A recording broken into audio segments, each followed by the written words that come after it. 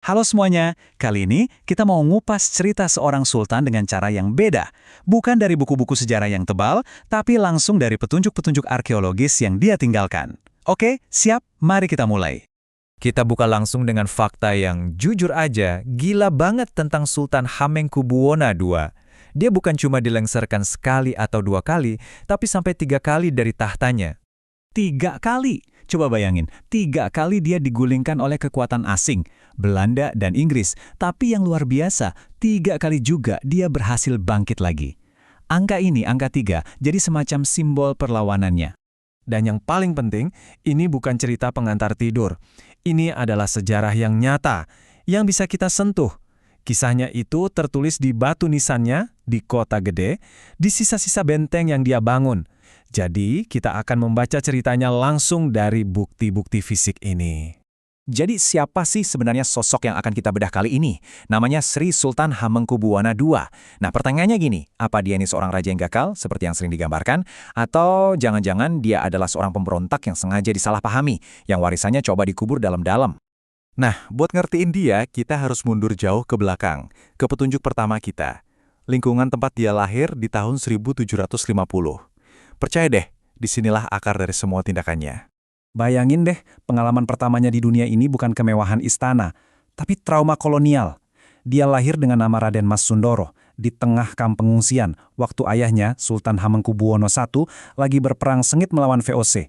Jadi, udara pertama yang dia hirup itu, ya udara perlawanan. Disinilah ada konsep keren namanya arkeologi perilaku. Gampangnya gini, teori ini bilang kalau lingkungan masa kecil kita itu ngebentuk cara kita bereaksi terhadap banyak hal, termasuk ancaman. Karena dia tumbuh di lingkungan di mana ruang itu bisa direbut kapan saja, instingnya cuma satu, bangun, perkuat, dan pertahankan.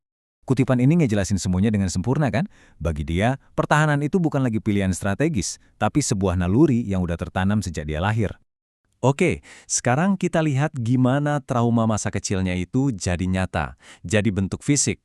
Kita masuk ke petunjuk kedua, di mana kita akan membaca bangunannya bukan sebagai karya seni, tapi sebagai sebuah pernyataan politik dan militer yang keras. Coba kita lihat tata ruangnya. Di utara keraton, Belanda bangun benteng Rustenburg, sebuah ancaman nyata yang bisa dilihat setiap hari. Terus apa jawaban Hamengkubuwono II? Dia nggak pakai negosiasi, dia langsung bangun tembok Baluwarti yang super tebal dan kokoh. Ini adalah konfrontasi langsung yang diukir di landscape kota. Dan ini dia, bagian yang paling statement. Buat negasin maksudnya, dia menempatkan 13 meriam di atas Baluwarti. Moncongnya mengarah lurus ke benteng Rustenburg. Jelas, ini bukan hiasan. Ini adalah sebuah pesan, sebuah deklarasi perang tanpa perlu ngomong sepatah kata pun. Selain benteng fisik, dia juga membangun benteng untuk pikiran. Taman Sari Warung Boto itu bukan sekedar taman buat senang-senang. Coba bayangin, di tengah tekanan politik yang gila-gilaan, dia justru membangun sebuah ruang untuk berpikir jernih, untuk menyusun strategi. Ini adalah respon seorang pemimpin yang sadar dia terkepung, jadi dia membangun ketenangan di tengah kekacauan. Oke, sekarang kita masuk ke inti dari kejatuhannya yang berulang kali itu. Mari kita lihat petunjuk ketiga. Serangkaian peristiwa di mana kekuatan kolonial secara langsung melengsarkan dia dari tahta. Timeline ini nunjukin polanya jelas banget.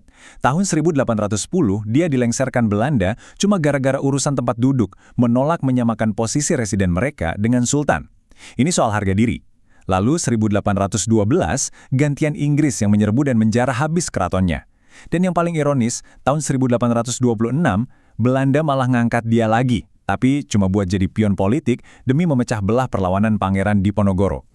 Serangan Raffles di tahun 1812 itu lebih dari sekedar kekalahan militer. Penjarahan ribuan naskah kuno itu adalah sebuah tindakan penghapusan budaya yang disengaja. Mereka bukan cuma mencuri harta, mereka mencoba mencuri identitas kolektif sebuah bangsa. Setelah semua perjuangan itu, dia wafat tahun 1828. Dan karena perang Diponegoro masih berkecamuk, dia nggak bisa dimakamkan di Imogiri. Dia dimakamkan di Kota Gede. Tragis banget kan, seorang raja yang seumur hidupnya berjuang mengendalikan takdirnya, bahkan tempat peristirahatan terakhirnya pun ditentukan oleh keadaan perang. Nah, petunjuk terakhir yang kita punya ini mungkin yang paling cerdik. Mari kita lihat gimana Sultan ini menggunakan sastra dan seni sebagai senjata perlawanan yang canggih. Tulisan-tulisannya itu bukan sekedar catatan sejarah biasa loh. Serat Surya Raja misalnya, Itu kayak sebuah proposal politik yang dibungkus dalam bahasa ramalan. Dia nggak cuma mencatat masa lalu, dia mencoba menulis masa depan versinya sendiri untuk melegitimasi kekuasaannya. Dan ini dia, alter egonya. Dia ngefans berat sama tokoh wayang Bima, sosok yang jujur, keras, dan gak bisa disogok. Ini bukan kebetulan. Bima adalah cerminan dari citra diri yang ingin ia proyeksikan ke semua orang. Nah, poin pentingnya di sini dia pinter banget. Dia pakai pertunjukan wayang, sebuah media yang bisa dinikmati semua kalangan, buat menyebarkan personal brandingnya sebagai pemimpin yang lurus dan gak bisa dibeli. Ini nunjukin dia paham betul cara kerja komunikasi massa di zaman itu.